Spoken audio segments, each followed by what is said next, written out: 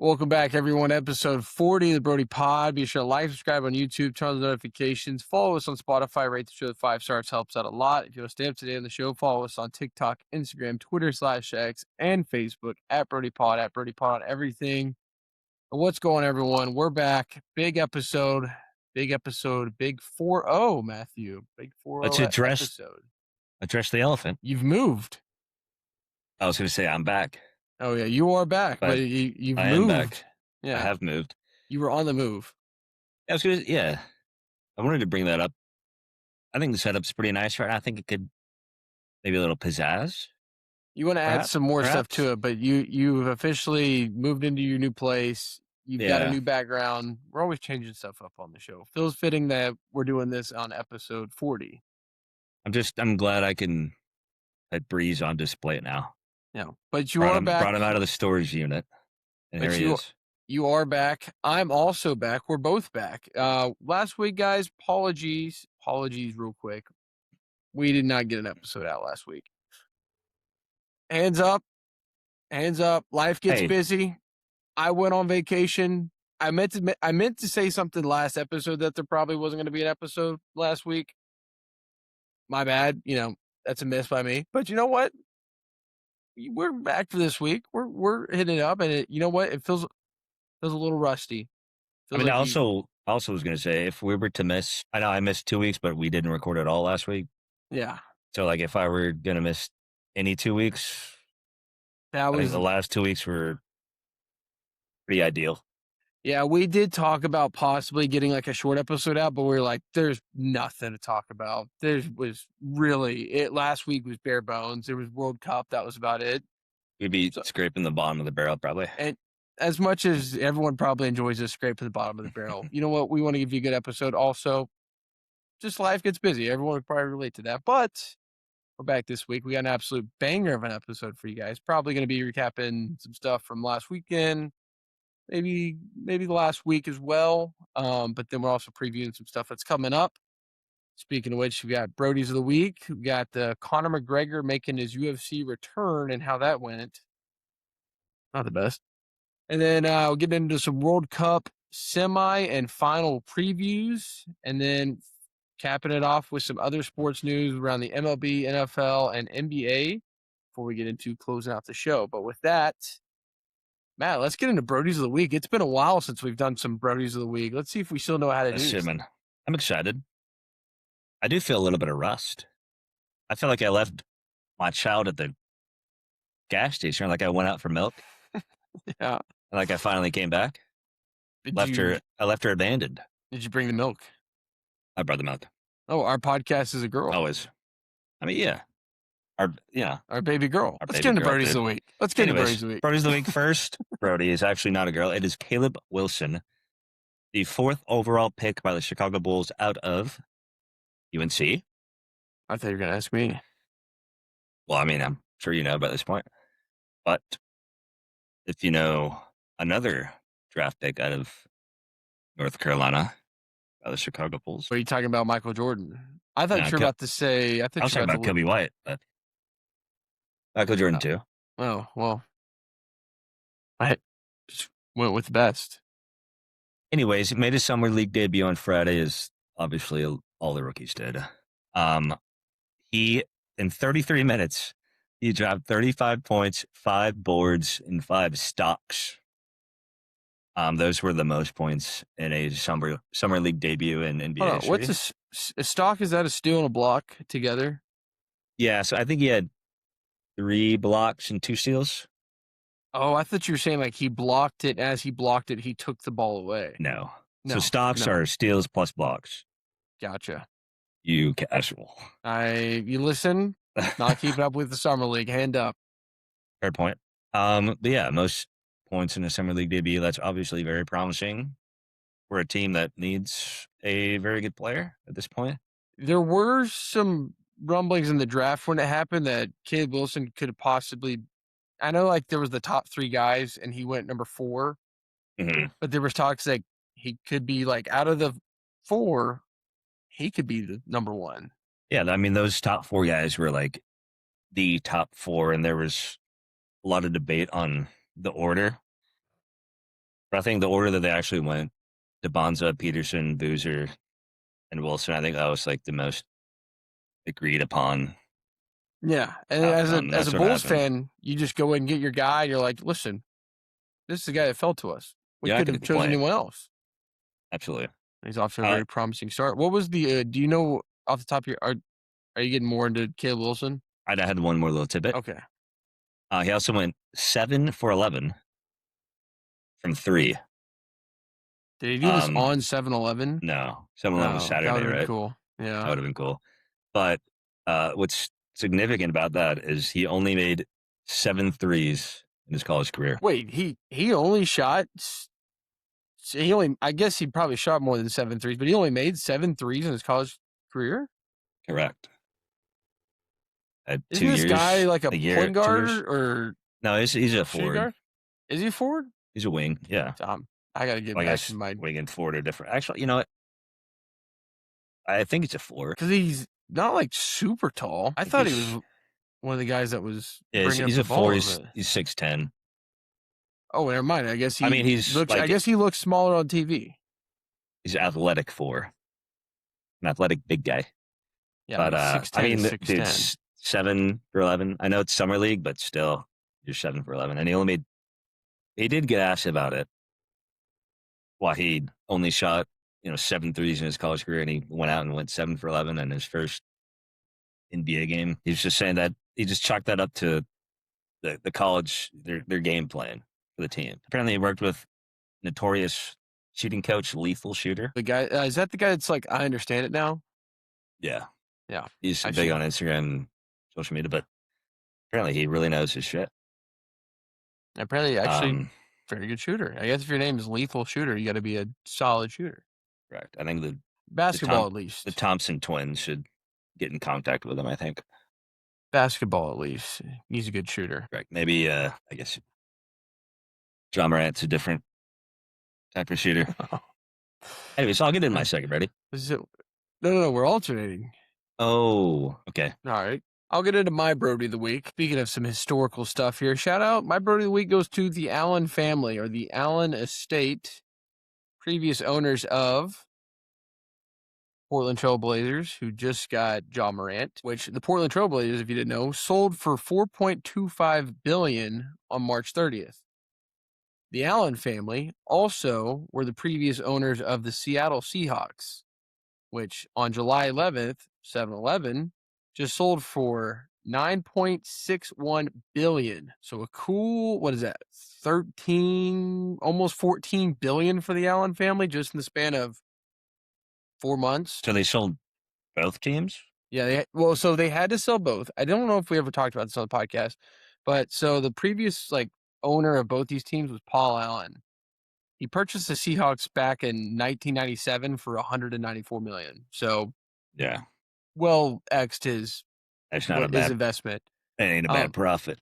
He passed away, and so I believe since he was like a majority owner or he wasn't like the full owner, his daughter or like the family, the Allen family, the estate took over the teams and they were forced to sell. That's why they had to sell them both, I believe, in this calendar year.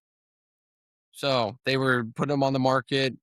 They sold. It is the highest purchase price ever for an NFL team, topping out the Washington Commanders, who did $6 billion last year. Now, Matt, go ahead. I was going to say, if they had to sell them, they looked up tremendously. Yeah, because they're coming off, Super Bowl win. Yeah, that's why they were talking about during the Super Bowl. They were like, that you couldn't have a better, going into a selling season. Like, if you're gonna have to sell, might as well sell a high at the Super Bowl champions. But Matt, my question to you was, do you know what the highest and the lowest, like the top 5? So you already got the Seattle Seahawks and Washington Commanders are 1 and 2. Yeah. The other 3, do you have any guesses? NFL? Yes. I mean, how recent are they? Because I don't. So I believe. I don't even know what the most recent. I know those two. Then before that, okay. So 2022, 2018, and 2014. That's 2022. Yeah. I mean, that was 4 years ago. Yeah. Good job on the math. That's pretty recent. I'm just saying that's recent. I should know. I don't. It is the Denver Broncos. Oh, Sold for yeah. $4.65 billion. The Mr. Panthers were sold in 2018 for $2.27 billion. And in 2014, the Buffalo Bills were sold for $1.4 billion, which I didn't realize the Buffalo Bills had been sold that recently. Yeah, didn't several people buy the Broncos or something like that? Yeah, normally now what we're Mr. seeing, it's not just one owner. Like Mr. Walmart had a, or Mrs. Walmart. I don't know if it was the Walmart family. That's Some part of interesting. the, I do believe some part of, But like the team that won or the team that bought the Seahawks, it's like an investment firm. So it's not really like a main owner anymore. Although there is like some connections like the San Francisco 49ers somehow. Like that's the guy that was leading the buy for the Seahawks. But the Sure. lowest are interesting. Do you know what the lowest price an NFL team's ever been sold for? you have the year? Yes, 1920. Okay. The It's a Browns. pretty prominent NFL team. It's the Packers. I mean, It's not the Packers. Packers are actually yeah, undisclosed. I think because nobody owns them, right? Nobody owns them. Yeah, the fans own them, but there was a price back in the day or something. But it's not disclosed. Chiefs? Not the Chiefs. Chiefs were 1920? $25K in 1959. That's wild. I don't know. It is the Chicago Bears. Yeah, I could have got there. What do you think they were sold for? $5,000. $100. Hell no.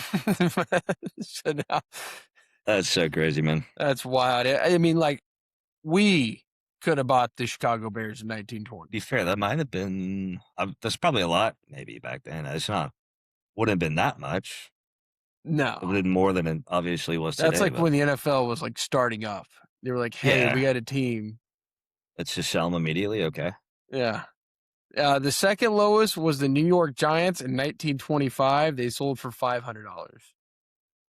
It might be the second lowest today as well. Yeah. Well, not anymore. They're kind of on the up and up with the old Jackson Dart. Not really. And then the third lowest was the Pittsburgh Steelers for $2,500 in 1933. So there's just the same families. Yeah, they've owned them pretty much the whole time, whatever they bought in for. Now, Matt, I do have the Cowboys and the Saints. Would you like to guess what the Saints were bought for in 1985? $3.8 million. Nope, $70 million. Okay, I'm lowballing. Crisp. And then 1989, the Cowboys were purchased by Jerry Jones. I know. This is definitely in my memory bank, deep down in there. But Cowboys was $140 million. Yeah. So Cowboys. I imagine if the Saints. I wonder what he would get today. Well, so the highest the team's ever been purchased for was the Los Angeles Lakers, and that was like $10 billion. I believe that was also a couple years ago. Yeah, it was like when Luka got traded. No. Yeah, it was somewhere around there. That. Yep. And then so I'm thinking if the Cowboys sold today, which they might need to. I would probably say like $16 billion. I was gonna say 15. Yeah, 16. Yeah. I bet it'd get up to $20 billion though. The Cowboys. I'm sure there are a lot of people that could afford that. Maybe. Yeah. Elon Musk, maybe. Yeah, we could put a little wager in for it. Elon Musk could actually buy all the teams. Yeah, he could buy, I believe it's like all the NFL teams, all the NBA teams, NHL, pretty much every major sports franchise, and still have half his money left. First trillionaire. Could have also been Brodie of the week. Because I don't think we talked about that one. But yeah, just crazy how much money's in sports. And hey, we're going to get up there one day, man. Yep. We'll at least be invited. Maybe we can just see the document that they're signing. You could put in a couple grand. But Matt, what was your next Brodie of the week? Next Brodie is, if y'all can see it, the Texas Rangers. I just wanted to sneak him in here because this might be the first and last time I have an opportunity to put them as a Brodie this year. They just walked off the Astros yesterday, won the series. They were finally able to get over the 500 hump. I know it's like a stigma around them that they just, whenever they get near 500 or at 500, they lose. So they're 49-47 going into the break. So they're right around 500. Correct. Yeah. They're 2 games up, which feels like they're 20 games up. But they have a game and a half lead in the AL West. So I just over the just wanted Seahawks. over the Seahawks, man. I'm looking at it right now. Or not I'm not. Did I say Seahawks? Yeah. Oh my I mean, god. to be fair, Seattle Mariners. they're on your mind. Same city.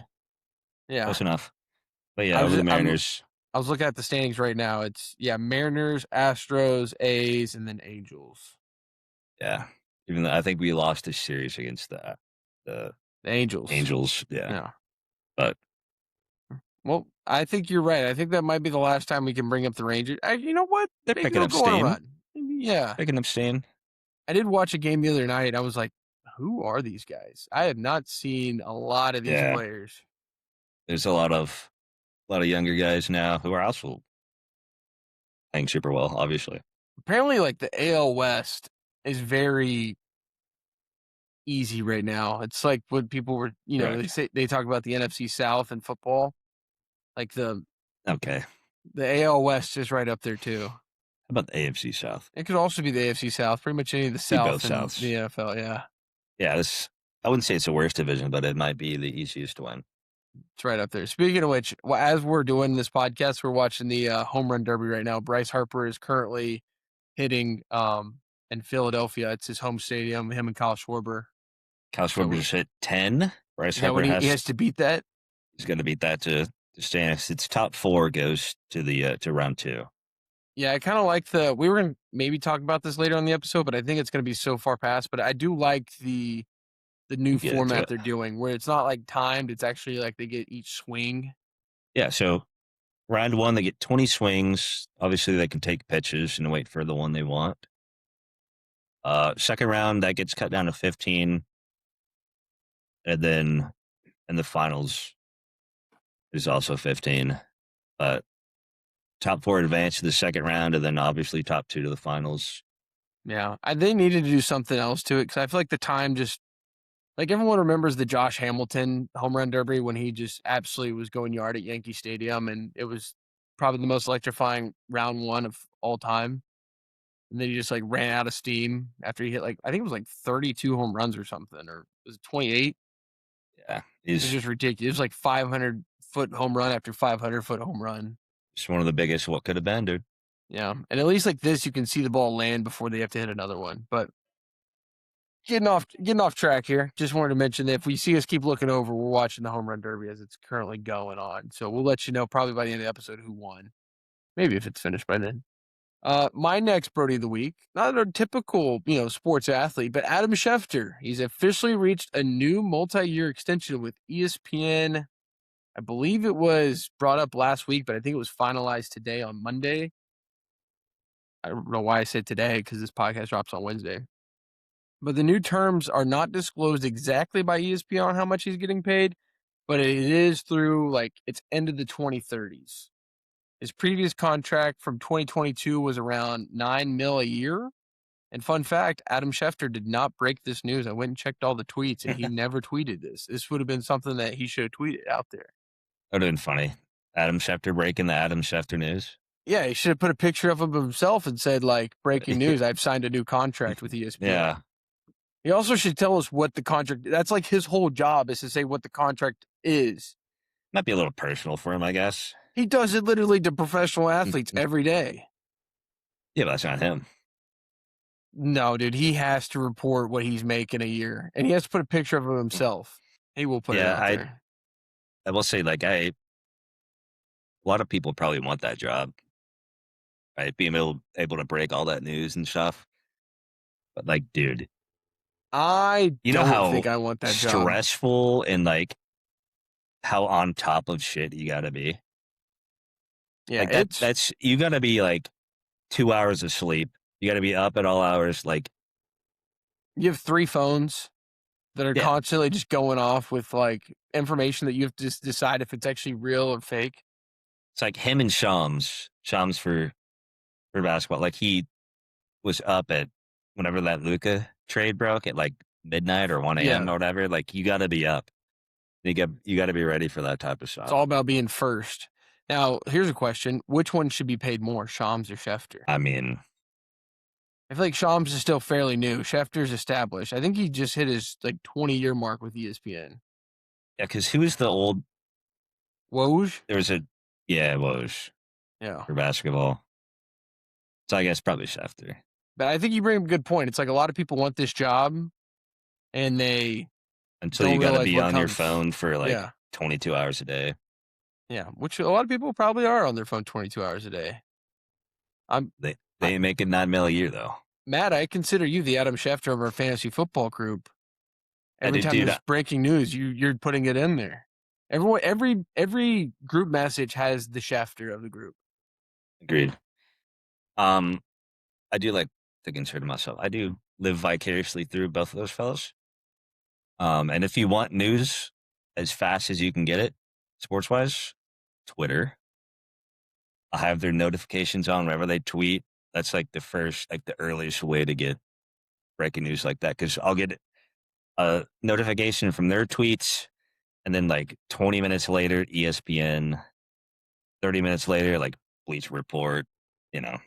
Yeah. I don't even have Schefter or Shams notifications on because Matt normally sends it in the group message. Yeah, and it's a lot of notifications. It's a lot of to notifications. Be fair. I was just trying to go through his Twitter to see if he tweeted out the contract. There was a lot of tweets about the Seahawks being sold. Yeah. And to about be fair, on their important tweets, first word will be breaking. Breaking news. All caps, breaking. That's probably just a copy and paste. Yeah, gotta look at that one. You normally get a graphic with it too. But yeah, I think that's our Brodies of the week. And next we will come back and do some UFC recap along with some FIFA World Cup previews. All right, we're back to do some UFC recap. UFC 329, Conor McGregor taking on Max Holloway for a second time. And man, this just was not. The whole card was pretty good, right? And I'm sure if anyone's listening to this podcast, you've seen the news. It was actually like the highest viewed UFC event of all time.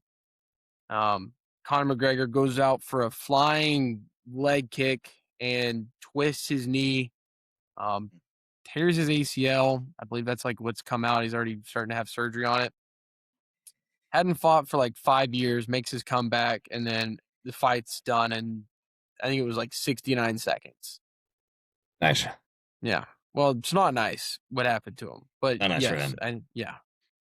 I am so sad that this happened. I feel like I was out in a cabin. I was with some friends. We were all gathered around. We were watching this and the Argentina game at the same time.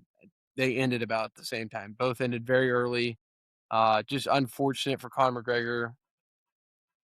I don't know why he went to go try and throw a crazy kick like that. I mean, that's just the McGregor nature, right? He's just going to go out there and try and throw a wild kick to start. And I wish it would have landed. I wish the kick would have landed and at least we would have got something out of it, but just very anticlimactic. And a lot of people are saying this is probably it for Conor McGregor. Probably the last time we'll see him fight. He still has like one more fight left on his like UFC contract, but just unfortunate because it seemed like he's someone that's been taking like his health seriously. He's been taking his faith seriously. He's kind of become like a changed man. And then to go out there and have that happen, just super unfortunate. Might be a little test of that faith. Yeah.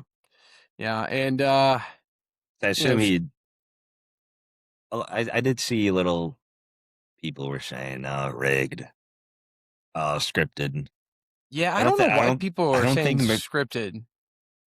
You can say scripted about a lot of stuff, not about McGregor, man. He wouldn't do that. Like for one, he has plenty of money already. For two, I feel like that's just not in his nature to do something like that. Yeah, people are trying to say like it was his knee was torn before, like I guess when he was trying to get out of his shoes, right before he walked into the ring, like he did a little stumble. I think that was just people looking for anything like grasping at straws. I think it was just a little tough. He had like the shoes that he just had to slip. It wasn't like sandals. He actually had to like pop his foot out. I think he just kind of lost his balance. But like they were showing videos in the locker room of him throwing kicks and everything looked perfectly fine. If anything, you could have said maybe it was strained a little bit, but you definitely saw whenever he went to throw that kick, the way he landed and planted his foot and the torque of the knee, you can see where it would have snapped and give out. It has brought on a lot of the TikTok and Instagram reel doctors that have been doing deep dives and slow-mos into what exactly the knee injury is. But just heartbreaking stuff for Conor McGregor. I saw he was limping out of the ring or limping out of the arena after. He didn't even change. He just went to his car in his UFC trunks and just was just out. He didn't want to talk about anything on it. I know he put out a statement saying that he was absolutely heartbroken and that this isn't the end for him, that he's going to try and still make a comeback. But I think just after the Dustin Poirier, he breaks his leg, and then this is the other leg now that he's now torn his ACL on. Just absolute unfortunate stuff there, and wishing him a speedy recovery. Honestly, I'm kind of surprised that type of stuff didn't happen more often. With the amount of kicks they do, and obviously the form was correct. It just awkward landing. It did look like he had a little bit of rust. I mean, that is fair to say. Yeah. The walkout was absolutely electric. He coming out to Notorious, what was it? It's Biggie. I'm all over the place. But what I do want to mention is that before he did get in the ring, people are talking about the shoes and that he was slipping, getting out of his shoes, and that he had that little stumble. What I noticed watching the fight is he was wiping his feet a bunch, and when he got into the ring, he was worried about slipping. He kind of was. I think it was just in his game plan that he was going to go out there and try and throw a flying kick, but I don't think he was confident because he just kept touching his feet, and he was just wiping them. I'm like, is he nervous? He doesn't sweat maybe he doesn't sweat in his hands. Maybe he just sweats in his feet. Cause he did look this wasn't like the McGregor of old where he just walks around with swagger. You kind of tell he was kind of a little shocked to be back there after 5 years and was kind of just walking around, just kept kind of wiping his feet. That was something that just stood out to me. And then you see what happens and you're like, oh, maybe that's what he was worried about, was slipping in the ring. I mean, I did see that his trainer said that he was fine. Yeah.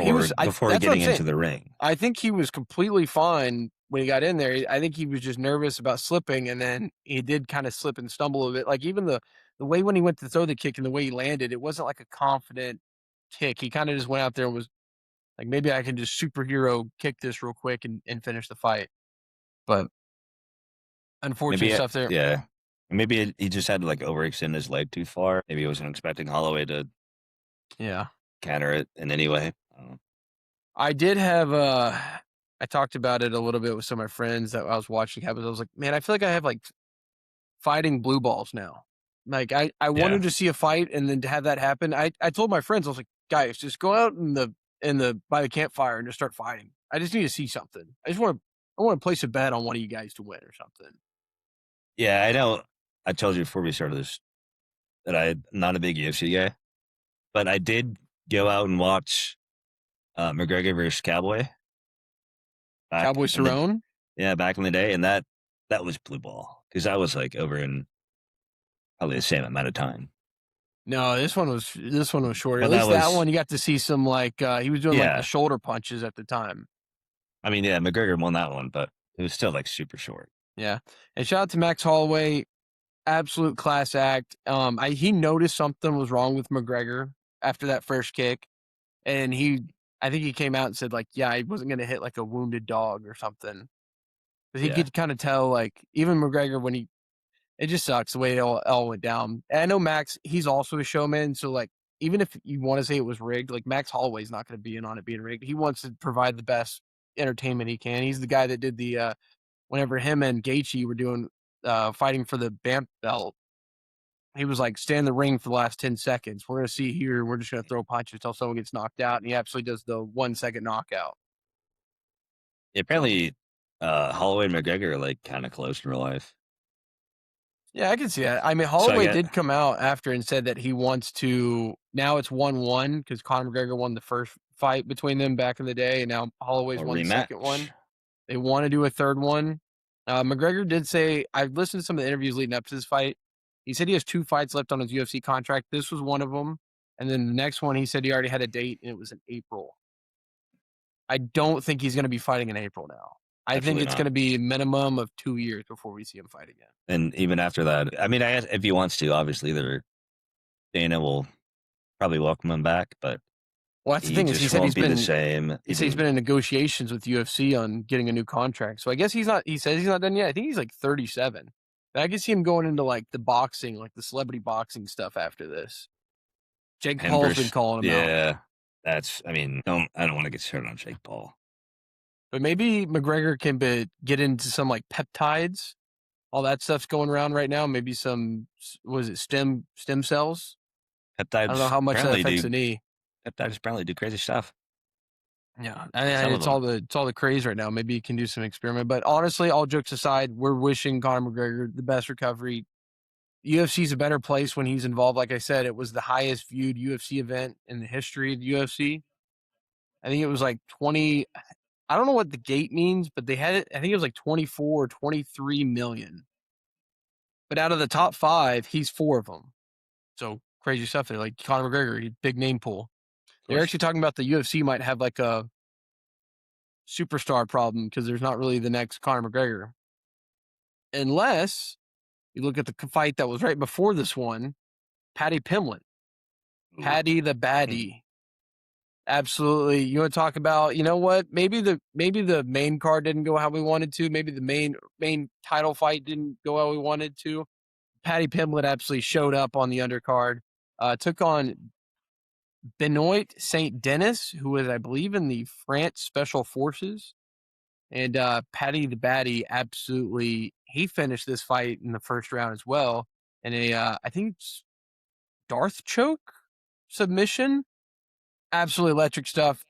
From the walkout to the fight to the submission, Paddy is a showman. He is the future of the UFC. And he said after when Joe Rogan was interviewing him, he's like, line someone up, I'll take him down. Scousers don't get knocked down or don't get knocked out. He's got that like thick accent. He's just he's like what Conor McGregor was back in the day when Conor was on his tear. I've seen interviews with Paddy. He just seems like a real guy. Yeah, he's hilarious. Just He'll also like gain authentic. so much weight. Yeah, I think that it's funny, like quote from him. He was saying like he'd rather be fat and happy than like on that MMA like diet, you know, Yeah. to make the weight. He'd rather be fat and happy. No, there's like the funny, what is it, like a picture? It's like a transition between like his like walking around weight versus like his fighting weight. He just loses like 50 or 40 pounds. Yeah, Probably not healthy at all, but it's hilarious to watch because he's like, I just like to eat. Can't stop it. He's like, it's got to do what I got to do. I'll lose the weight. I like to eat. But yeah, he's absolutely showman. Had an absolute great first round. Was able to, like I said, finish the fight in a crazy choke. Honestly, like the way that he was able to contort his body and hold that guy in like the choke. I think it was like his arm and his neck. Actually, the dude passed out. The referee had to like lift his arm up and drop it to show like this guy was knocked out. And Paddy was talking to the ref. He's like, I think he's out. I think you better get him. He just absolutely would not stop. What are you looking up? I'm looking at that clip right now. Clip of his where he likes clip to of eat? his submission. Oh. Just to see what you're talking about. Yeah, that's insane. Yeah, and the dude like rolled to the cage and like Paddy was able to tighten it even more. Yeah, it's like a front naked choke, I guess. Yeah, because like he was expecting that guy to shoot on him. So like turns out Paddy's actually got very good grappling, able to roll around. Some people look at him as just a striker. I know him and Gaethje. Him and Gaethje were just absolutely throwing haymakers and were super bloody. But then Paddy comes out, and honestly, Paddy was bouncing back after that loss to Gaethje. So now maybe they'll give him another title shot against Gaethje, possibly. But Paddy's looking absolutely great. Also, shout out also on this undercard, King Green. King Green took on Terrence McKinney. This fight was done in the first round with 1 second left. King Green was absolutely getting punished by Terrence McKinney. It looked like I was watching with some friends. We're like, this guy's losing the fight. It's over. And then he stands up and he's able to just knock out Terrence McKinney. Like I said, 1 second left. Could have been possibly a controversial ending to the fight. Maybe the referee could have let it go on for 1 more second and get to the second round. But the fact that it was called, I mean, it was an absolute comeback of the ages. Like a guy's back absolutely against the wall, absolutely getting beat up, and then turns around in the last 10 seconds of the round and wins it. He actually ended up winning performance of the night for that quick turnaround knockout. But even like when the ref holds up the hands on who won, King Green looked like he was the one that lost, just based on like if you just look at like face damage and stuff. Yeah. He's the one that's all bloody and blood dripping. And the other guy just looks like he just got like banged up. Just great stuff there. Looking ahead. Oh, before I mention that, also someone else that had a great night at the UFC, Sophie Cunningham. Ooh. Sophie Cunningham had probably up. the best 2 nights in Vegas. July 11th, she was a ring girl for UFC 329.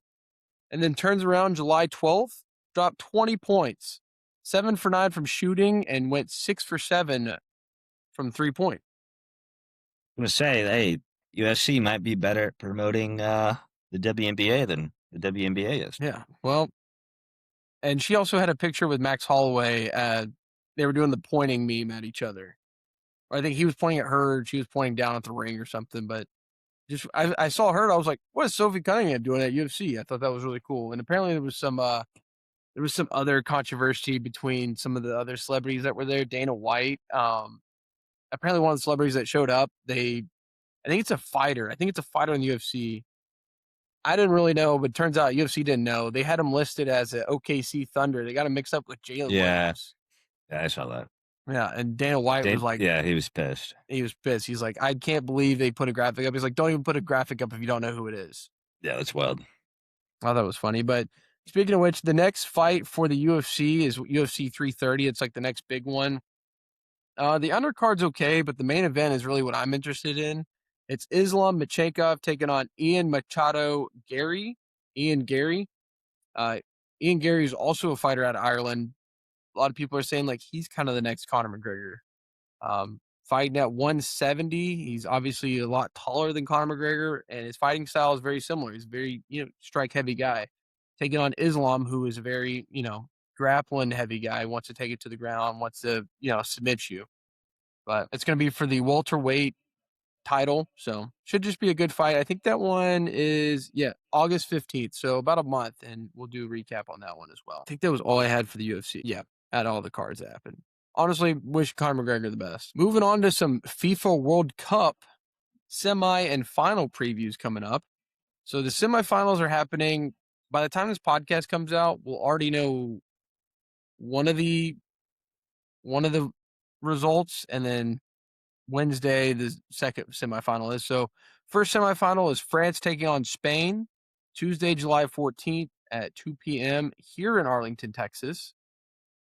Just going back on kind of what Tavis has told us, France is obviously the powerhouse. He said the only team that can beat France is France. And then Spain is dealing with, a lot younger of a team.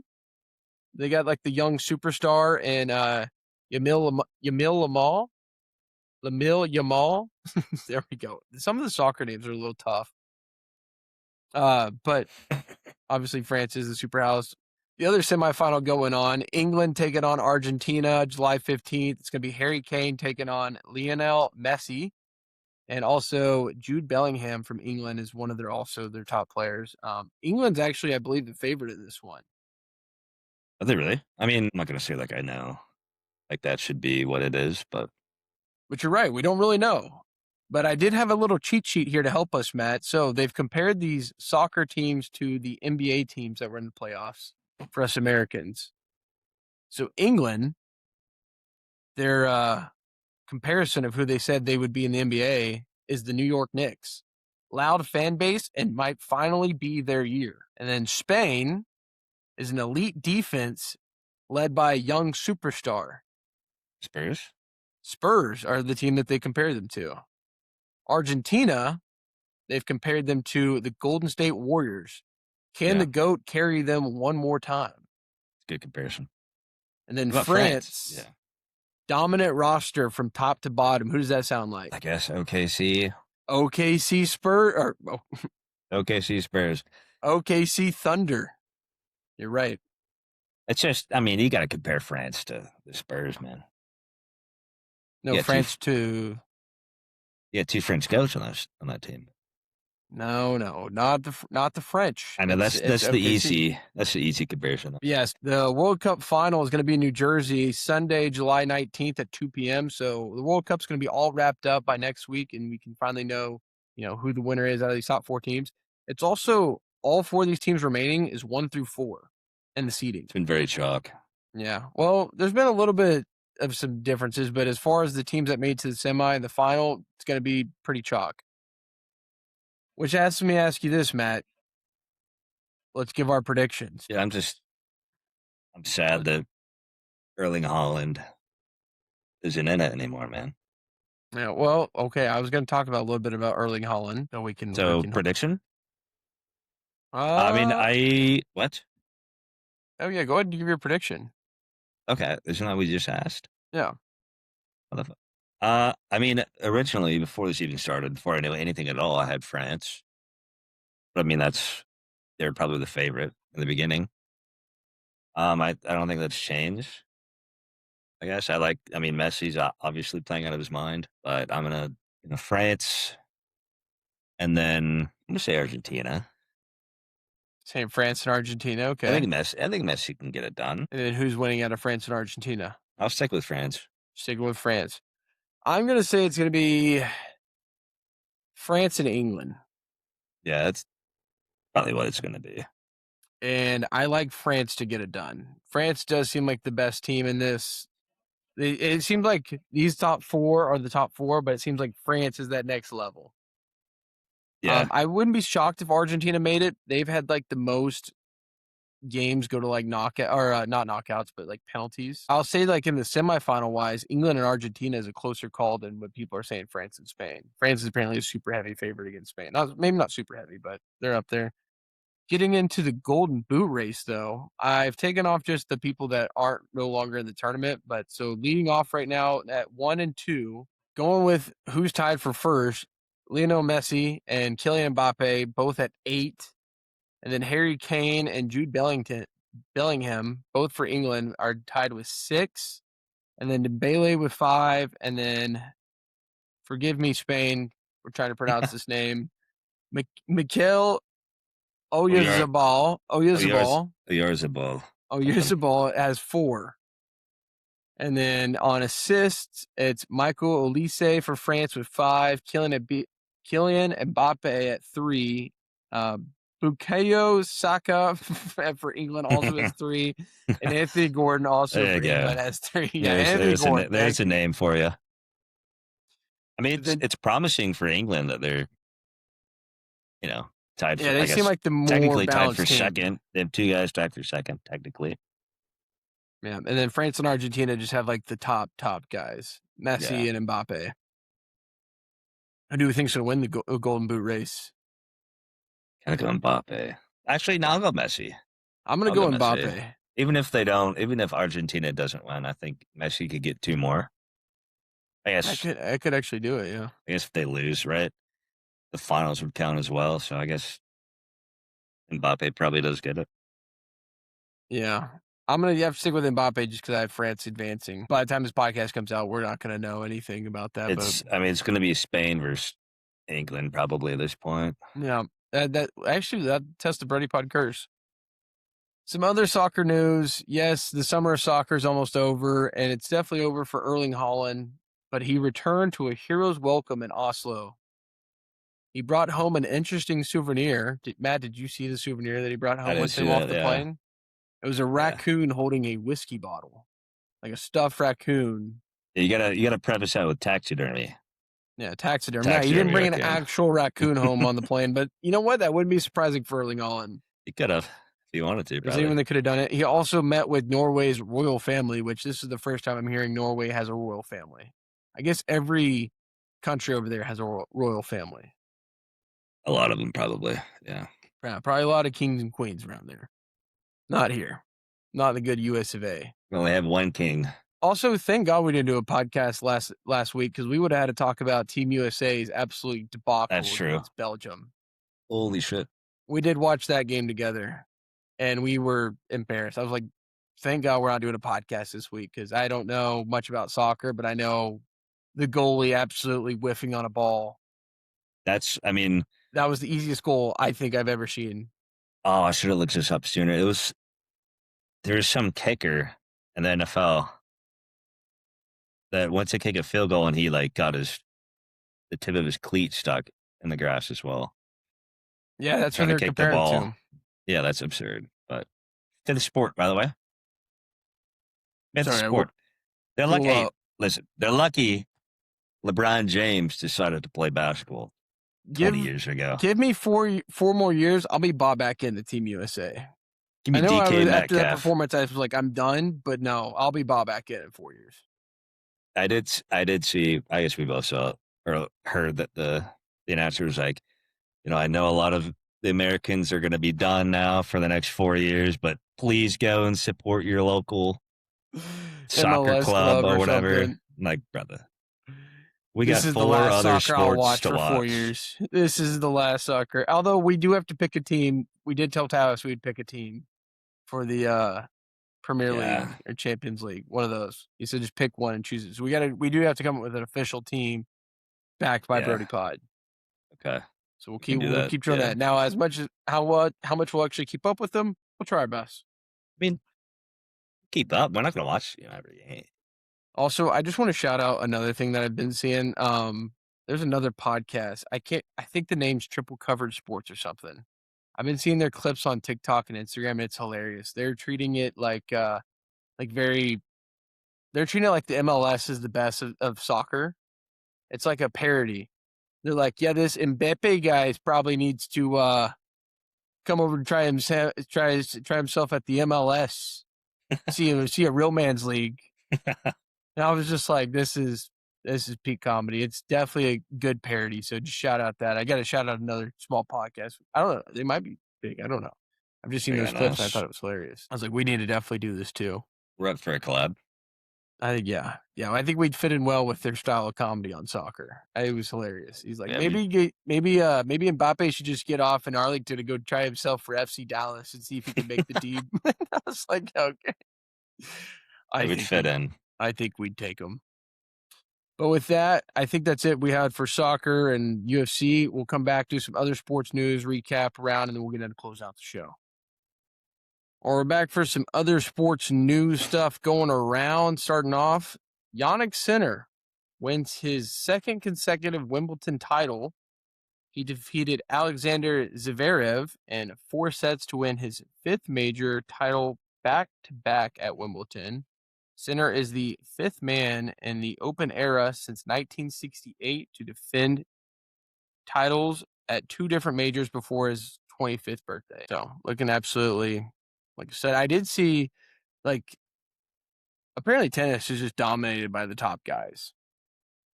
Like, I was looking at a graphic today that had, every big major champion for, the last 20 years, 25 years. And it was, Nadal, Federer, not Djokovic. Djokovic. Yeah. Yeah. I'm thinking Jokic for a second. Djokovic, Probably, and then now it's Alcaraz and Sinner, which a lot of people were saying Carlos Alcaraz not being in this tournament kind of deflates the Sinner winning it, but I think he's battling some injuries coming back. But yeah, shout out Jannik Sinner winning his 2nd Wimbledon title, and it was a cool tournament. I was watching most of it, so shout out, Mr. Sinner. Now get into some Big 12 news. Yes, we are. Talking about the Conference of Chaos. Now you want to start us off here. And the Team of Chaos. The Team of Chaos. Texas Tech. Back in the news again. Are you bringing this up or am I bringing this up? You wrote it down. Oh, did I? Oh, I wrote that down. I thought you wrote that down. It's been a while since I've added this to the notes. You really are out of... Yeah, I'm out of sync. Yeah, I took a week off and I just don't know how to podcast anymore. We're going to get back into form. I'll be back in form by the Dirk Nowitzki episode. Lost Podcaster? Next week. Oh, that reminds me. Number 40. Number 40. This is the Gale Sayers episode, dude. I don't want to offend anyone when I ask this. But I was going to ask if you knew who that was. Who's Gale Sayers?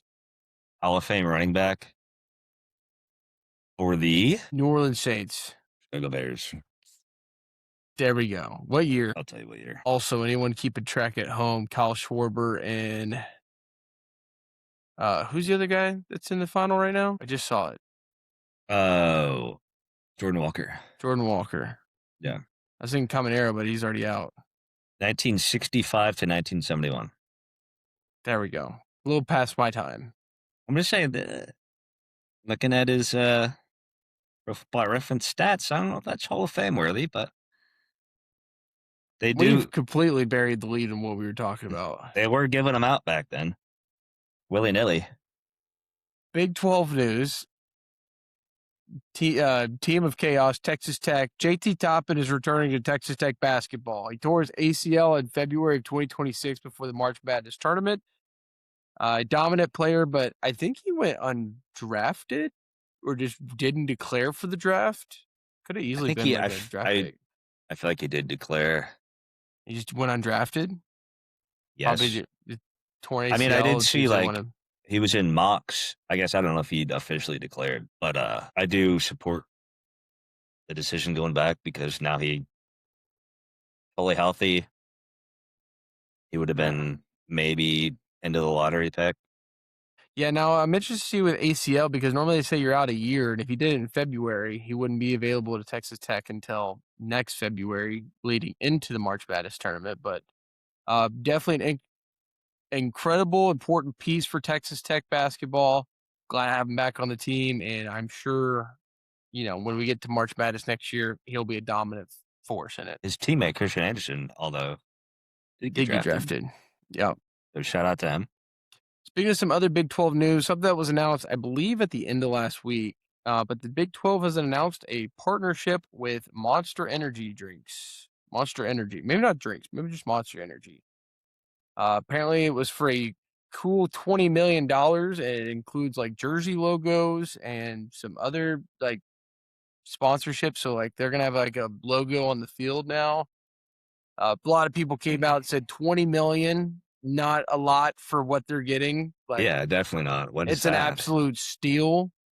A lot of people compared it to the SEC, saying the SEC wouldn't even take that call for Monster Energy.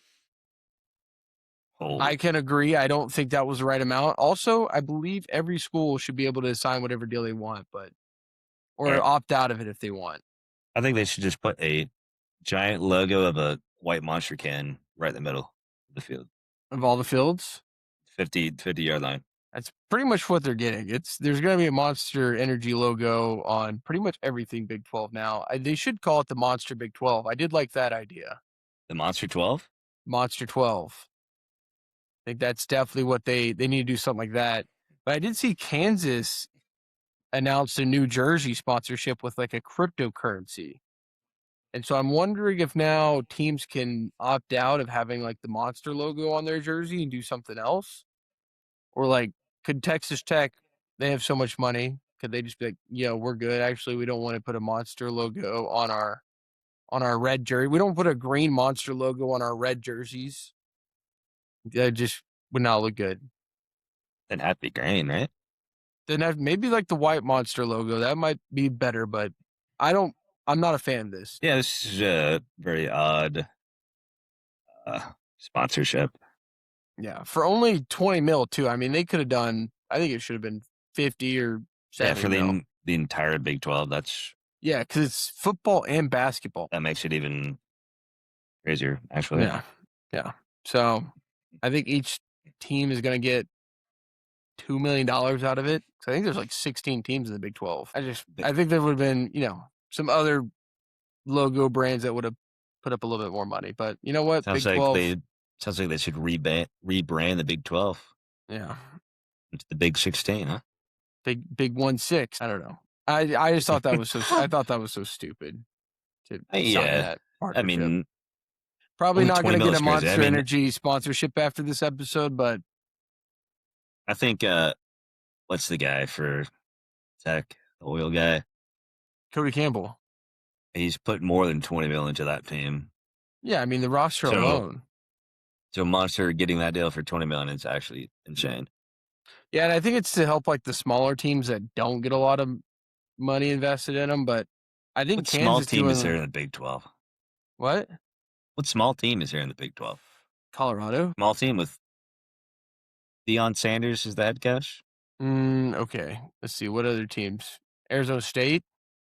It's crazy. I'm calling them a small team because they always beat Tech every year. But I mean, that's just. How about JMU takes that call? yeah, JMU probably. Or what's the team that just? The MAC. The What's MAC that takes that team? call. What's that? Is it NDSU that just is now? You're on a ledge. I don't know where you're at. There's a team that just went up to the FBS. Oh, yeah, it might be North Dakota State, possibly. Yeah, it's just North Dakota State. Yeah, Up to the FBS. I bet they take that call. They could use that call. maybe Rutgers takes that call. We're just gonna start offending all the fan bases. Maybe Rutgers does. Vanderbilt takes that call a couple years ago. Not anymore. Yeah, not after Mr. Diego Pavia. Baltimore Raven. Yeah. Speaking of Baltimore Ravens, Lamar Jackson. What did you see that he was the 69th best player? That's incredible you bring that up because I actually was going to go through those top 30 real quick. Those bottom 30 of people that were after Lamar Jackson. Yeah. Okay, let's go through it. Okay, except screenshots. I think they're releasing like one a day. Oh, so they haven't released the full list yet. And then they recap it. No, but right. So I mean, they've released 100 to I guess 69. Yeah, they extend. Yeah, that's probably okay. That's why people are up in arms of like, show me who's going to be above Lamar Jackson. Exactly. Yeah. But I could go through it real quick. Yeah, run through it. So, topping off the list at number 100 is Cameron Jordan. Shout out. Number 99, Quentin Nelson. Number 98, Bryce Young. Okay. So every quarterback's going to be on this list. It seems like it. 97, Ernest Jones, the Seahawks. 96, Travis Etienne of the Black and Gold. Number 95, former Black and Gold, Demario Davis. 94, Creed Humphrey. 93, Carson Schlesinger. Okay. 92, Aziz Al-Shair, linebacker of the Texans. 91, Montez Sweat. 90, Derek Brown, which she probably should be higher. 89, Kyron Williams, who also might deserve a higher spot. 88, Jack Campbell. 87, Teteroa McMillan, Mr. Offensive Rookie of the Year.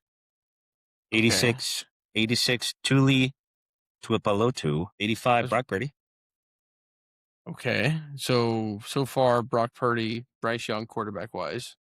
Correct. 84, Byron Young. 83, Jeffrey Simmons. Insane. He's probably a top 50 player in the league. 82, Jalen Ramsey. 81, Bobby Wagner. Okay. Who's currently not even on a team. So shout out to him. So he should be on a team. But Bobby Wagner's on a team? He should be on a team. He should be on a team, but he... Was he not with the Commanders? Not anymore.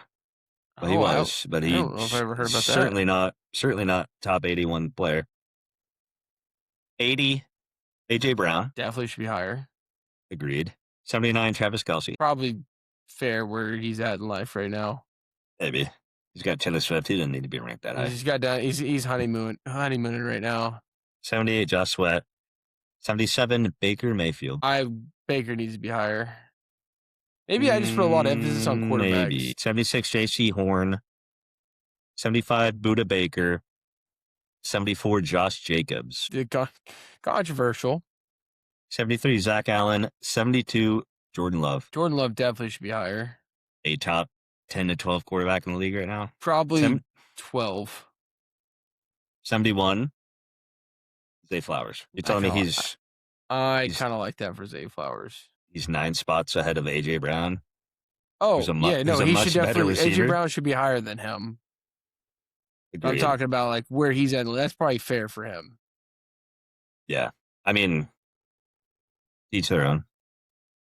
And then 70 is Xavier McKinney, safety for the Packers. Right. And then 69, Mr. Nice, Lamar Jackson. That's... Because I think he was like... Was he like 5 last year or something? He fell at least. A ton. I mean, I think he was in the top 5 last year. It's definitely top 10, but I think you're telling me there's 68 players better than the fifth best quarterback in the league. Yeah. He's at least top 10. I mean, I don't know where Mahomes is going to be. Mahomes is obviously going to be ranked higher than him, but he also missed a lot of the year. And I know Lamar obviously missed a lot of the year too. Isn't But if this we're going to. top 100, isn't it player voted on? I think so. I think so. So Lamar Jackson might have a chip on his shoulder this year. Might be time to take him fantasy. Exactly. I mean, all the more reason this is insane. Because these guys play against Lamar Jackson and Lamar torches. It's got to be guys that are like all upset that Lamar makes them look like little kids trying to like tackle.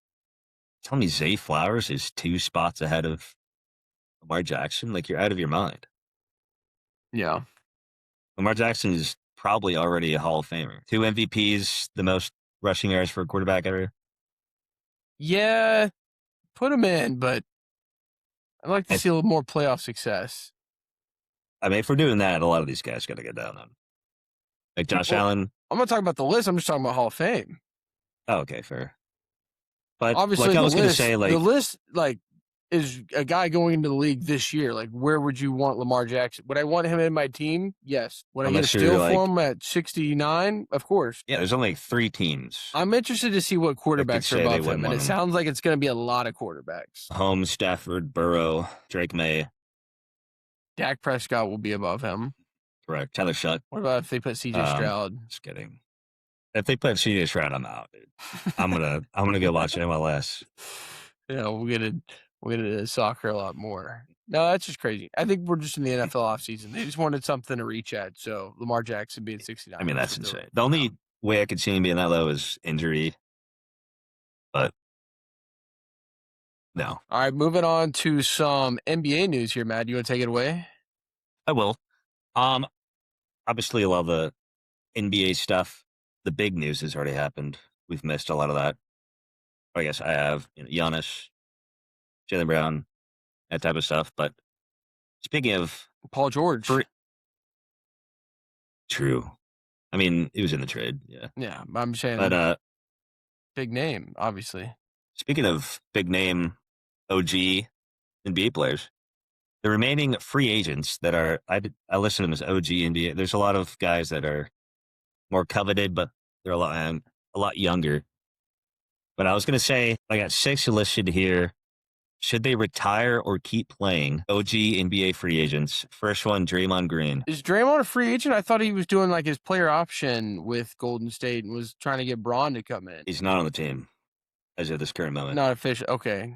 I think there's something where he's like not taking his big bonus to try and entice LeBron to come to Golden State before signing with them. Correct. But Braun did say he's going to take a minimum. Yeah. Oh, did he?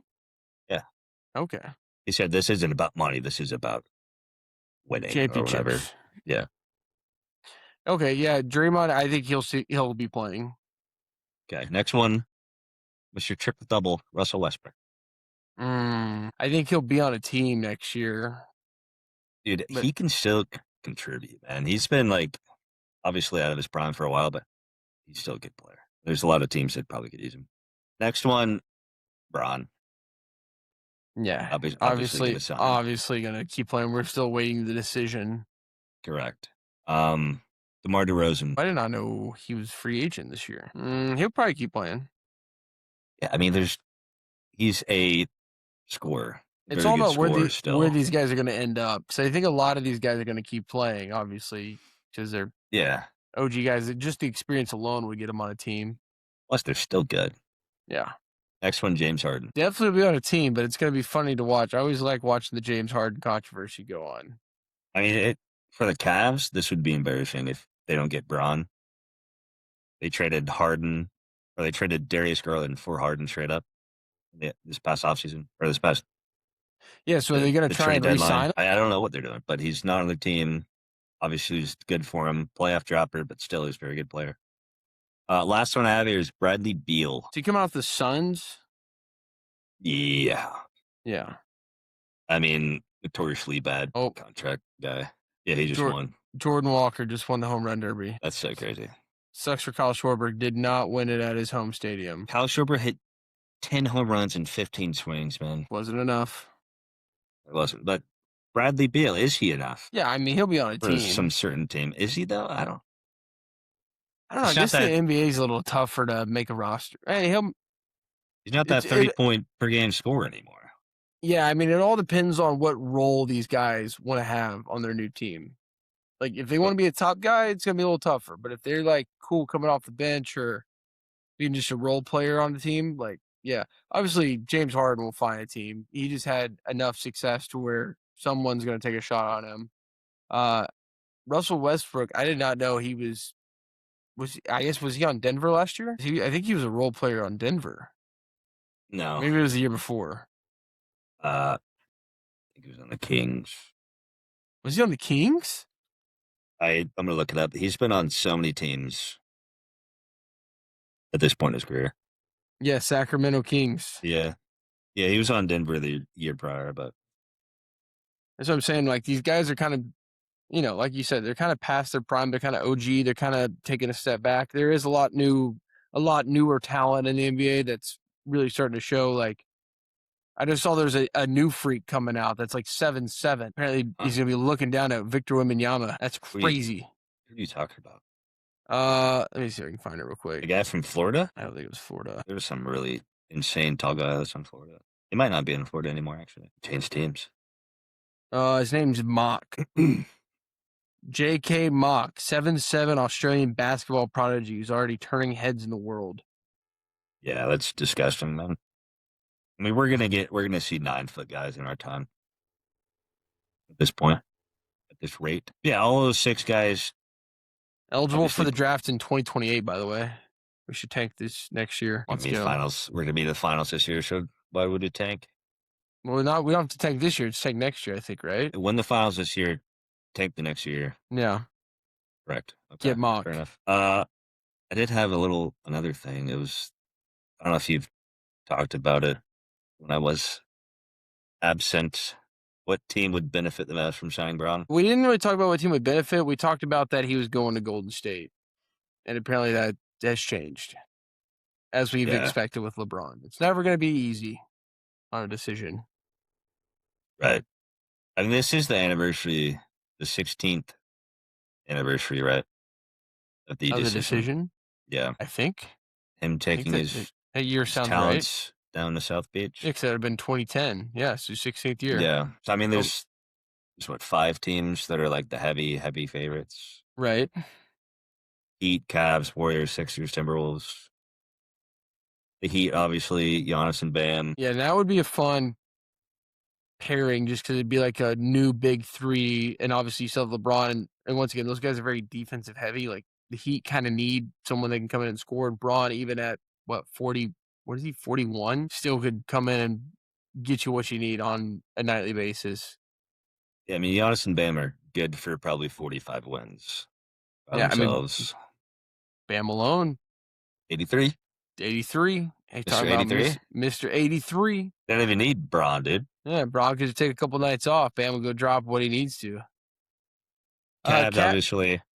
I think the more I hear about it, the Cavs sound like maybe that's where he wants to finish his career, go back for a 3rd time, run it with the Cavs, especially if they're, moving stuff around, trying to offer them what they can. Warriors seem like the funnest fit. Like, if he goes to the Warriors, that team is, we talked about it, their prime time all year next year. Yeah, Steph, Braun, Jimmy Draymond. They were talking about possibly moving Jimmy Butler to the Wizards and getting Anthony Davis because I think their contracts are similar. Yeah, I don't think the Wizards are doing that. And then the Sixers, obviously, yeah, they're pretty stacked. This is only if he's signing for a minimum. Yeah. If he's real about that, because that would actually be like heavy favorite. But also, there'd be so many mouths to feed on the Sixers already. Yeah, I can't see Braun signing for a minimum. I know he said if he said he would, but I don't see him signing for a minimum. If he does, that takes a lot of these teams off the board. Then probably. Yeah. And Timberwolves, and LaMelo, Melo, Ant, Ron, Jade McDaniels, Rudy Gilbert. Yeah, that's Gilbert. That's title. As long as he doesn't go to like OKC or the Spurs. I don't think he's not Kevin Durant. Okay, cool. I think that was our other sports segment. Let's get into what? Do you have more? Pick one. Oh, you're saying Warriors, right? Yeah, I'm saying Warriors. Okay. I'm saying Cavs. I think either of those are the top Especially like Cavs losing James Harden, but LeBron at the 1. There you go. Yeah. Okay. Well, cool. That is our other sports segment. And Matt, let's move into our final segment here. As Matt calls it, keep 6, cut 4. Not a keep 3, cut 5, keep 6, cut 4. Once again, there's just too many good ones to choose for this particular topic. Let me get my notepad out because... Yeah, you're going to need to write some stuff down. All right. It's not crazy. Start me off here. What is this segment on? We're doing quarterback, wide receiver duos. Which one would you want to have this upcoming season? Whether it be fantasy-wise or just on the field production. You gotta give me one of those. Those are two different things. I think they're the same thing.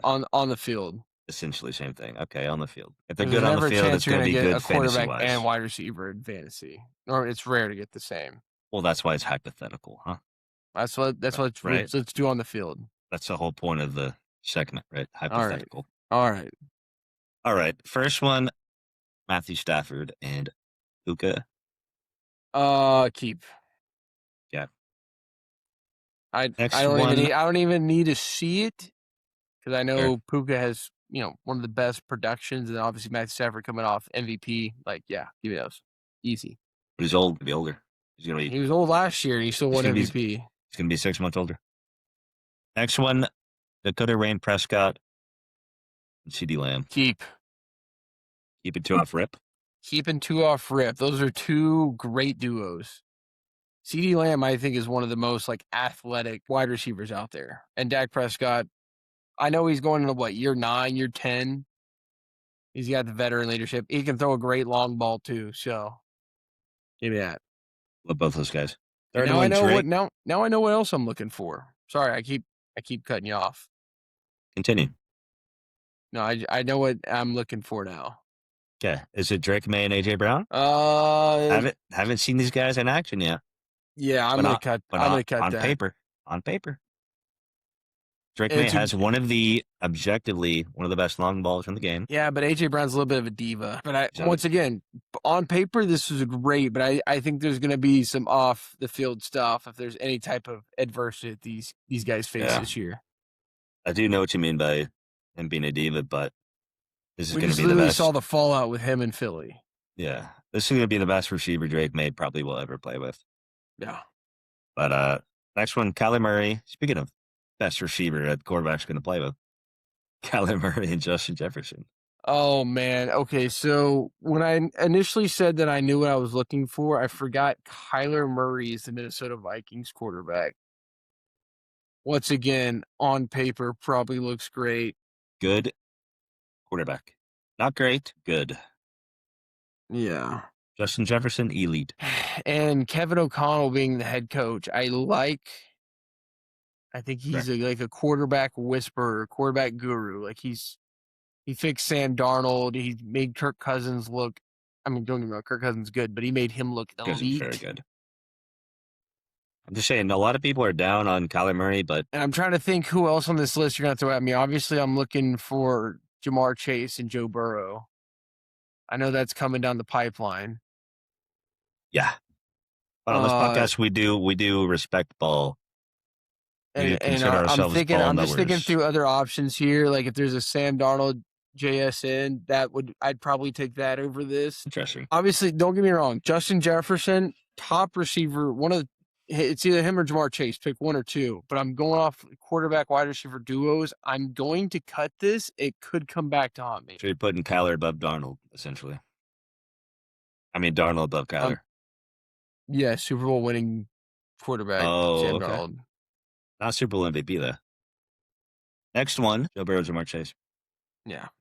I mean, there's just a lot of super good ones that you just have to. But I could not include them. I wanted to make it hard. I didn't want to put Tyler Shuck and Chris Olave, right? Because that's, you know. That's, don't get me wrong. Or- Maybe in a year or two, maybe we're talking something. I got to see them a full year together, but yeah, right now that would be an automatic cut. fair enough. So keeping Burrow and Chase? Keeping Burrow and Chase. Okay, one left. One keep left. One keep left, correct. Yeah. Jalen Hurts, DeVonta Smith. Another great little duo. I do consider DeVonta Smith a bona fide wide receiver one. I think he's going to end in the year top 15, maybe. I'm going to have to see a year of like the actual, like being the number one option. I mean, last year was kind of split. Kind of saw it last year. But I'm going to need to see it for a full year. I'm going to cut this just because I also want to see what else is on the list. But I just know this one could also be up. I see what you're saying. This is really tough. Next one I have Patrick Mahomes and Rashee Rice. This is also a good one. We're talking fully healthy? Yes. I mean, if we're going on this upcoming year, I'm going to have to cut this just off ACL. Potential, what's the word I'm thinking of? Potential taking a step back, whatever that word is. Downshift? Sure. Potential downshift, yes. Yeah, I'm going to cut this. Okay. Next up is Mr. 69 and Mr. 71. Lamar Jackson and Zay Flowers. Oh, I got to go with what the top 100 list says. I got to cut that. You were giving Zay Flowers praise 10 minutes ago. I was not. I said he was right where he needed to be ranked. It should be lower. Give me Chris Olave over Zay Flowers any day. So currently 1, 2, 3. Give me George Pickens. Give me George Pickens over Zay Flowers. We got. And wait, am I supposed to be keeping 6 and cutting 4 of these? You're keeping 4. I think 6. Oh, on the sheet you had it as keep 6, cut 4. Oh, but I think we've been doing it right. I've been treating it like I'm keeping 4. Okay, I was having a Percocet when I wrote this. So yeah, all over the place today. So you have one spot left still for the last two guys, right? Yeah. Last two pairings. Okay.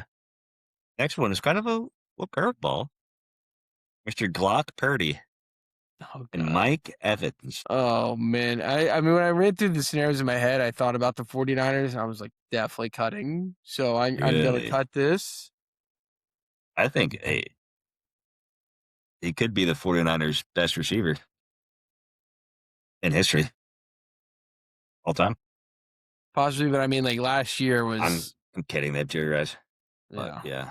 Oh, yeah. I'm not even thinking about Jerry Rice. I'm just thinking about Mike Evans. T.O. Yeah. Not being... I think, obviously, towards the end of his career, but it's still good.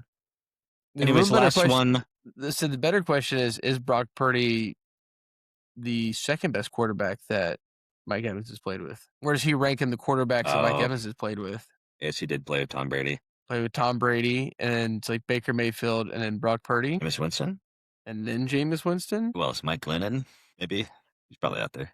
Probably Brock Purdy's 3. You said before Winston. But I'm looking at Whoever what that was. Whoever. If you can't remember them, they probably weren't that good. No, haven't had a quarterback before or since Brady. Anyways. All right, last one. I have to keep this one. Last one you're keeping for sure. Cam Ward. I'm just kidding. Sam Darnold and Jason. Sam Darnold, Jason. That's what I was looking for. Yeah. I think that's obviously just going off the production of what they did last year, and JSN coming into his own as a bona fide wide receiver number 1. You know, correct. That last year was the first year we kind of saw that. Wait, was it last year? Maybe it was year. I think last year was the first full year of him by himself. And DK so we wins. yeah. So looking back on the list, is there a sub? The only thing I could see switching out, and this is kind of what I was talking about initially, was Murray and Jefferson for Sam and JSN, just because Jefferson is that great of a receiver. Maybe also Hurts and Smith. Really? Seeing how this year goes. Because they're also going to have Malachi Lemon, yeah. Malachi Lemon. Out of USC.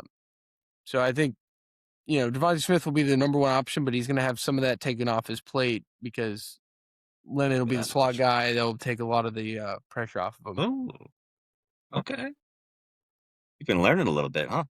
Been getting ready for football season. I was telling Matt, I said, we're 1 month away from preseason football now. So we're starting to get. We've almost made it. We're even closer to those mock drafts. Getting ready for fantasy football. Speaking of which, Matt, we need to schedule our fantasy football. We do draft, and also I got to go around and start collecting money, but that's a different day, not today. With that, we can get into closing out the show. Hopefully, guys, thank you for sticking around. I know we might have been a little rusty after a week off. Matt, maybe after, 2 weeks off? Yeah. A little rusty. We're getting back in the swing of things, but we've made it to episode 40, and we're going to keep going. We're almost to 1 year, Brodie Pod. It comes up in September. So we've made some strides as a podcast. We're moving up. We're evolving constantly. But thank you everyone for listening. Be sure to like, subscribe over on the YouTube, turn on notifications, follow us on Spotify, rate the show 5 stars, helps out a lot. Stay up to date on the show. Follow us on TikTok, Instagram, Twitter, and Facebook at Brodie Pod, on everything. And with that, everyone take care. God bless. And Matt, love y'all. See y'all next week for the Dirk Nowinski episode.